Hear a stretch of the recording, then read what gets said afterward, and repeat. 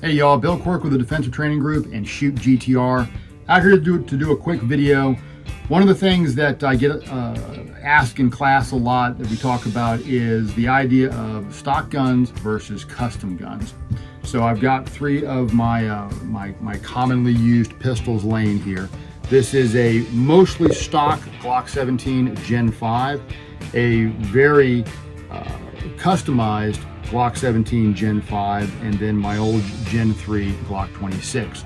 And so we're going to talk about the 26 in a little bit. That's for something separate in a sec. But we're going to talk about these two Glock 17s and kind of the pros and cons and things you should consider if you're going to modify, particularly a defensive firearm. So understand that first of all, I do training. This is the biggest component for any of this.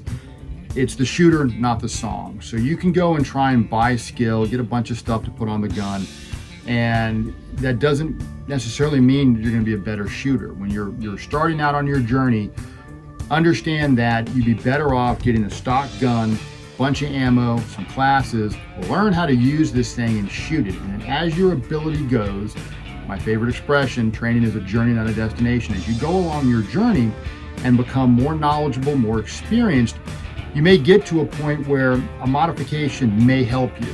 And you may go, you know, I'm shooting real well, but if I had a different trigger or the slide stop, if it was a little bit different configuration, that might be better for me.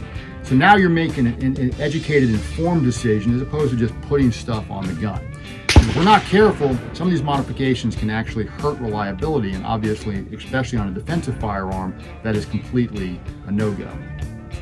So in this case, let's talk about the guns. Like I said, this is a basically stock Glock 17 Gen 5. All the controls are stock. The trigger is stock. It does have a Surefire X300A model mounted up front. And then I've got a Trijicon RMO6 HRS, the red dot back here, mounted on a CH Precision Weapon Systems plate, which I do prefer over the standard MOS plate.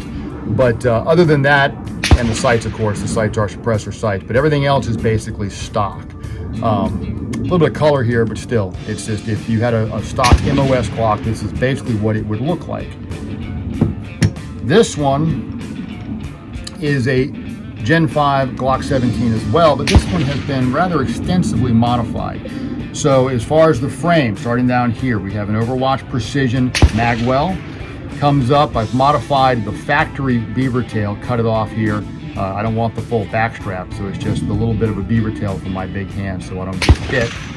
I have a Glock factory extended magazine release, and then this is something that I just put on that I'm going to be trying out, and we'll talk about the thoughts behind that in a little bit. But I've got the CAGWorks extended and raised slide lock, slide release lever up in here. And the idea here is with the Gen 5, a lot of people experience, because their thumb, if they shoot a high aggressive thumb forward type of position like I do, this is going to override the slide release and you won't get the slide locking back on an empty magazine. So this raises it out of the way. We'll see how it works. Like I said, I just put that on there. This has a Fowler Industry Zero trigger, which is something that I really do like. It's a flat face with chamfered edges. All the guts are stock as far as the trigger system. It's just the shoe that's different, but it gives me more feedback, some better sensation, and I do like them on my Glocks. And then again, I've got a Surefire X300 Ultra A model mounted up front here. Now this one has been enhanced a little bit. We've got Philster arc switches.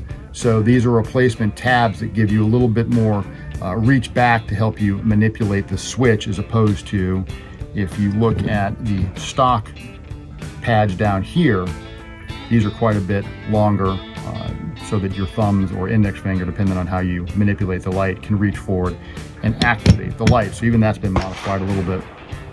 The frame itself has been reworked and stippled by Great Lakes Custom Works up in Michigan, and they do a phenomenal job. This is traditional medium is the texture here. He has several textures that he offers, but this is one of my favorites. Getting into the slide has been enhanced by ATEI, also up in Michigan. We've got enhanced side serrations and then the scalloped top serrations, which are one of Doug's trademarks. It does have suppressor sights. In this case, the RMR, this is an RMO9, a 1 MOA RMO9 Type 2, has been directly milled into the the frame. So there's no interface plate, no MOS system or anything. The optic is directly milled. And then finally, I've got a ZEV optimized barrel, just for a little bit more accuracy, just to eke out everything out of the pistol that I can get. So this one obviously has been modified quite a bit more. Now, what are the pros and cons here? One of the big concerns that people have about modifying their defensive firearm particularly is the question of, am I going to incur liability if I start modifying things? And my answer to that is, you can if you're not careful, so we just need to be mindful about what we do. And the bottom line is, for anything you do to your defensive firearm, it needs to have a purpose. It needs to have a point to it. There needs to be an articulation. So we've all heard the expression CYA. It doesn't stand for what you think it does in this case. Here it's going to stand for, can you articulate? Can you articulate to another reasonable person why you did what you did? Understand that what we're trying to do is enhance our performance with the gun, to make the fit between us and the tool as good as possible, to enhance our shooting ability, which ultimately is going to make us safer, more accurate, and therefore a safer shooter. Kind of said that backwards. More accurate and then a safer shooter. That's how your articulation is going to go. So before you do anything to the gun, like I said, learn to shoot it. Pick things that are actually going to enhance your ability with the gun. Don't just put stuff on the gun because you saw it on Instagram or it looks cool, or special ops are using it, anything along those lines. The modifications that we make need to have a purpose. We need to have an articulation. So in the case of the barrel, why did you put a barrel in there? Well, it gives me a little bit more accuracy, a little bit more precision, makes me a safer shooter. Why did you modify the trigger? That's a big one that people worry about. Like I said, the guts are all stock. It's just a different shoe in this particular case.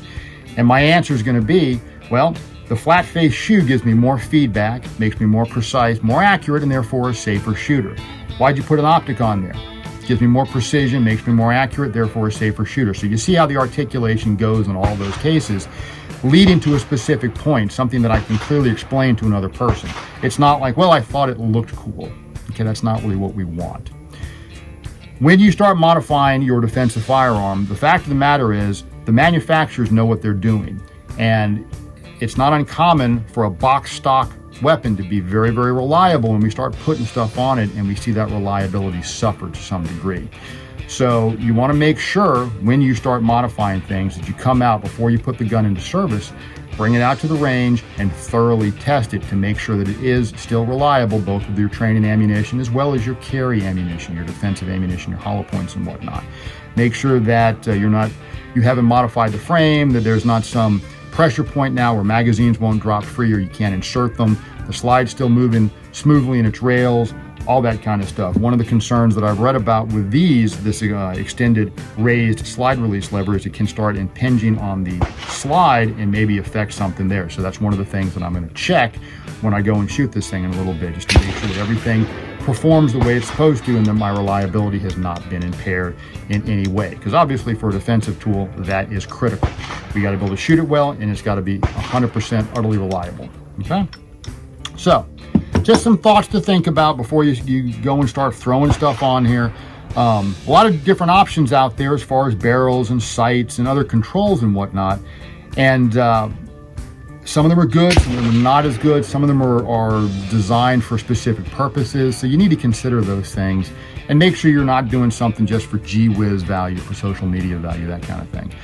As always, if you have any questions, feel free to reach out and we'll do whatever we can to help you. Stay safe.